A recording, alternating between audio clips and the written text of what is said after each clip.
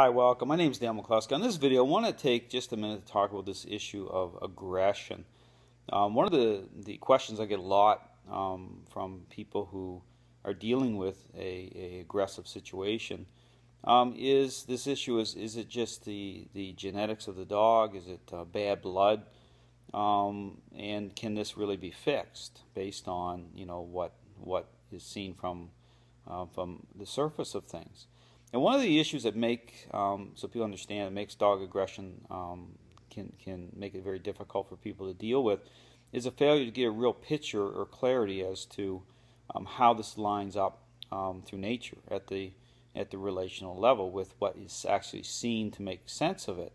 And so when you start to look at what I show regarding the motives of the dog and how it is that you can't always trust what you see based on this devaluation issue and the motives, it really puts a type of disconnect because oftentimes because the dog is seeing the owner as a pathway, as a means to an end, and therefore a dog appears fine through that type of connection.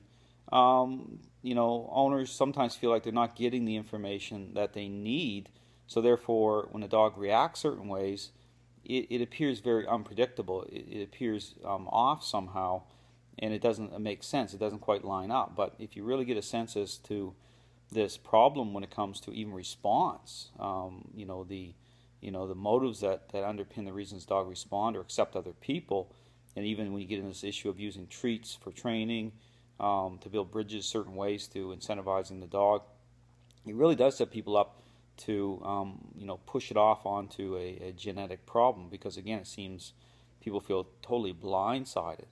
But again, when you get a better sense as to the issue of going deeper and going beyond appearances and getting a picture as to what this issue of exposing the dog's motives, putting all the cards out on the table, and this is what this system's all about, then it's very predictable. Even dogs that are putting out a lot of challenge, and therefore then there's hope, and that's the good news of it all, is that therefore you truly can bring a dog back from the edge.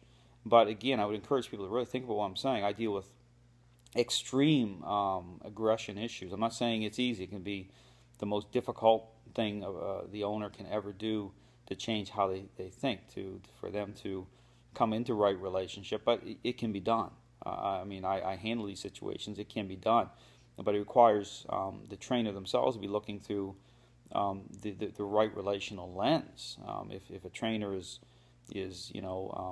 embracing a certain idea of things and making assumptions on what they see, then this issue is not going to be fixed. In fact, they'll write this, and this is where the bad blood and the genetic thing comes from, because they have to shove it off. And I'm not being negative, but because a lot of trainers, I believe, are very well intended, but ultimately the dog's gonna take the hit, and so the issue of hope is gone. So I just encourage you, if you're dealing with a serious aggression issue, contact me. I give you help you see what's really happening, help you make sense of it, so that you can begin to make changes. And hope is only lost when you allow it to be, when you accept what some people will say about it, because that people have to understand that's just how it has to go down.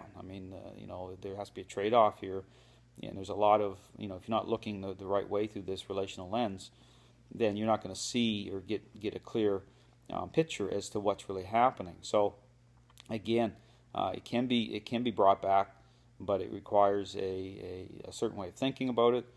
It requires going beyond appearances, seeing what's really happening, so that it'll make sense, and then being able to put a proper structure in place, the right method, to promote change, and begin to get the dog back from the edge of aggression. So, thanks for watching.